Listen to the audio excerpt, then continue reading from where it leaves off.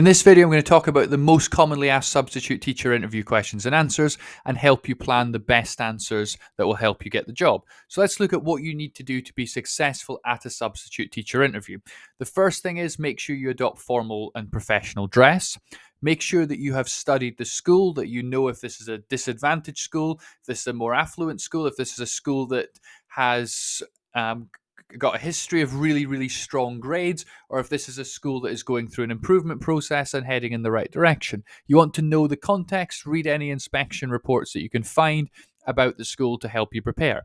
Make sure that in the interview that you're clear about the fact that you follow established policies and procedures, because you are coming into their school on a short-term basis and they want someone that's going to follow the established procedures and policies, and reassuring them of that is going to help you get the job. Make sure that you maintain standards and that you're really strong and consistent throughout the interview, that you're going to uphold high standards and that you're someone that has high standards of behavior and of teaching.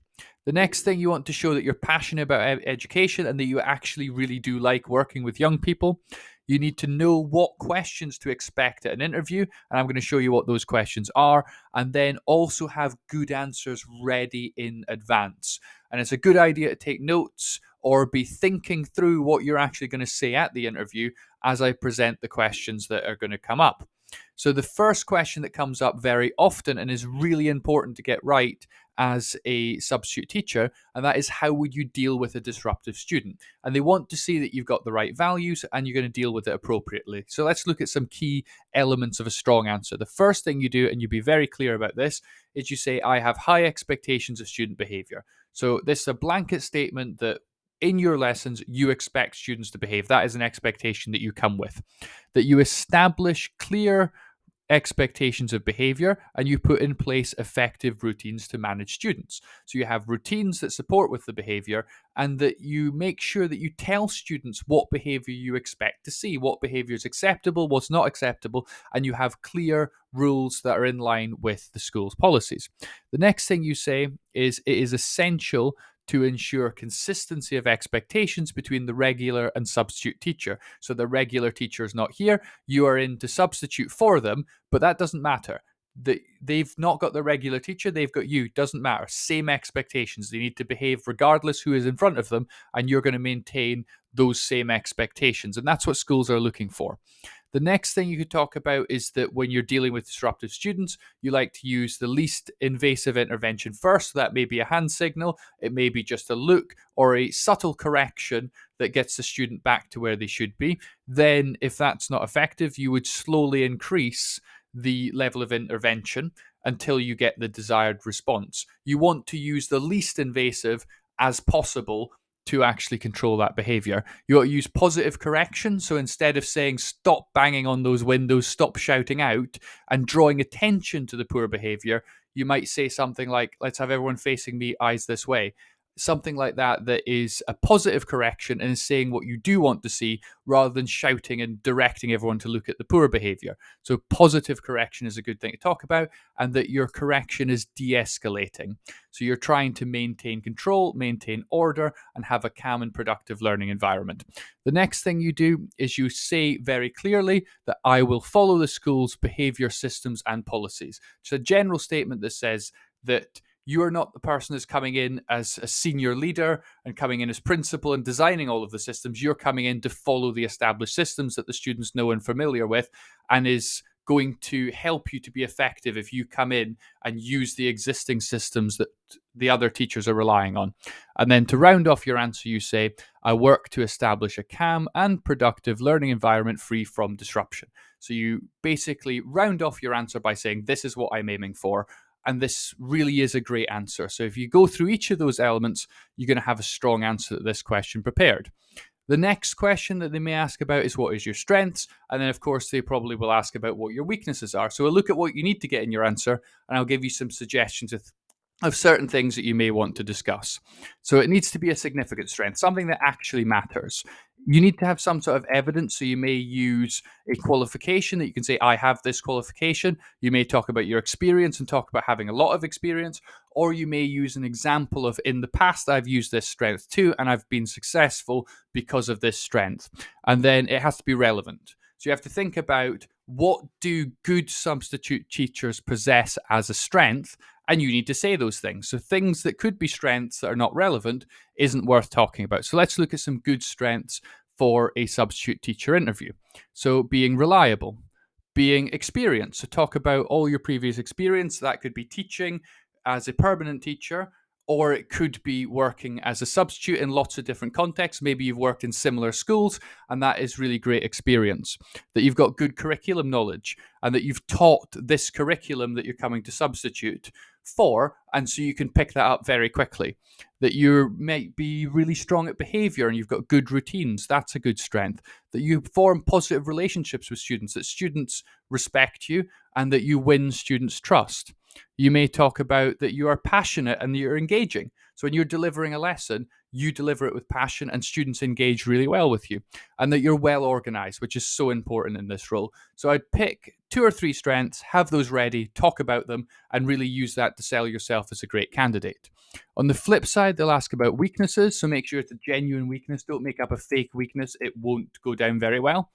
Make sure it's something that you're working on. So talk about what you're doing to overcome the weakness, and definitely pick something that does not make you bad at your job. So you don't want to say that you often struggle with student behavior, because in a good substitute teacher, they would be strong on behavior. So don't highlight something as a weakness that is absolutely essential to being good at the role. So let's look at some possible weaknesses you may use in a substitute teacher interview. So you may talk about that you're looking to gain more experience in something. If they know that you've not got very much experience, or this is your first role, then they're interviewing you knowing that. So you can talk about what particular areas you're looking to gain more experience in. You may be someone that overplans, that you may spend far too much time planning and not use all of the things that you've planned. And you want to get more efficient in planning. And that's a thing you want to develop. You may be looking to improve your work-life balance. You may work a lot. That's potentially a weakness to mention. The phrase gain more experience in is quite a good phrase to use. If you're someone that likes to take control of everything, and that you may struggle to ask for help, that you like to control everything yourself and you're very confident in doing that, but sometimes you would benefit from asking someone else's opinion or getting someone to help you, that you actually think that that's something you need to develop. Or if you are teaching more than one subject, or that you have one core subject that you're really good at, but you're looking to develop a secondary subject, you may talk about developing subject knowledge in your second subject. Don't say as a weakness, my main subject is weak. That's going to be a problem. Say that you've got a very strong core knowledge of your main subject, but you're looking to develop your ability to teach a second subject. That could be a potential thing that you're developing over time. Then you need to be prepared for questions around safeguarding, so keeping students safe.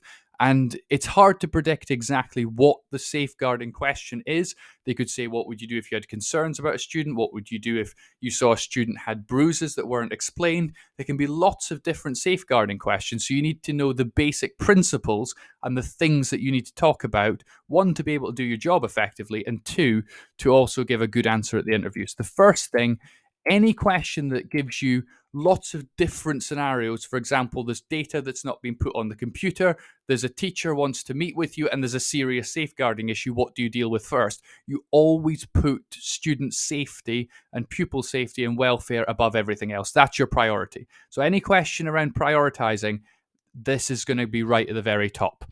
The next thing is that you say that you've got a legal and moral duty of care. So students that are in your lesson, you have a moral and legal duty to keep them safe. That is the most important part of your job.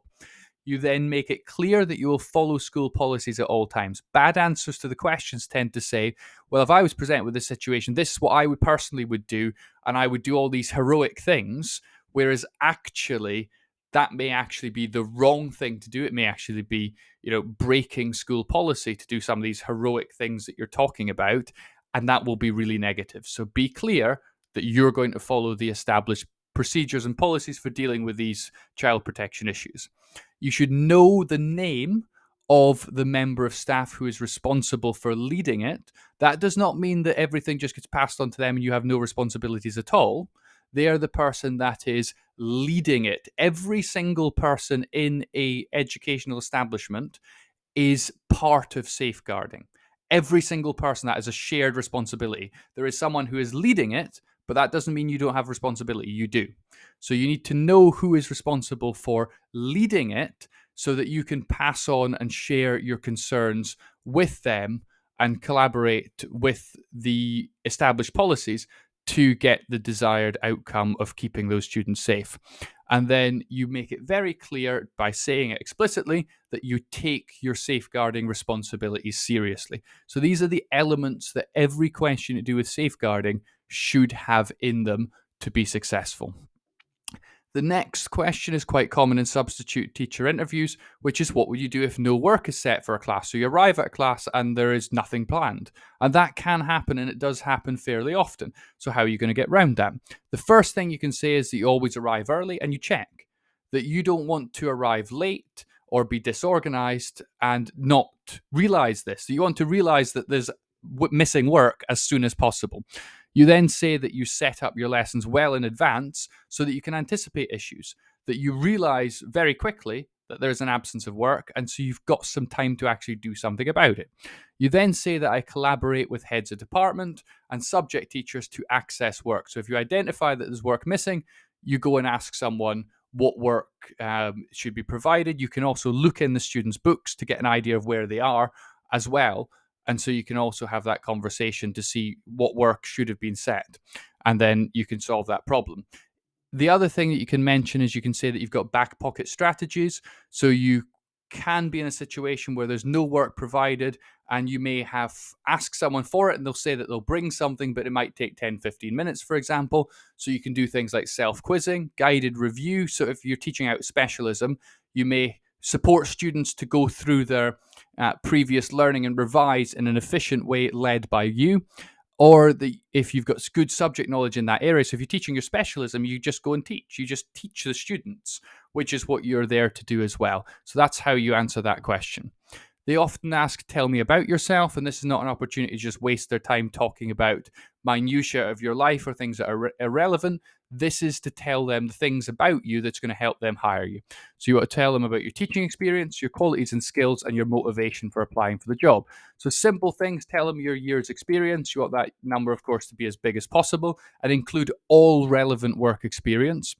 Talk about your degree and your specialism and your experience teaching in your specialism.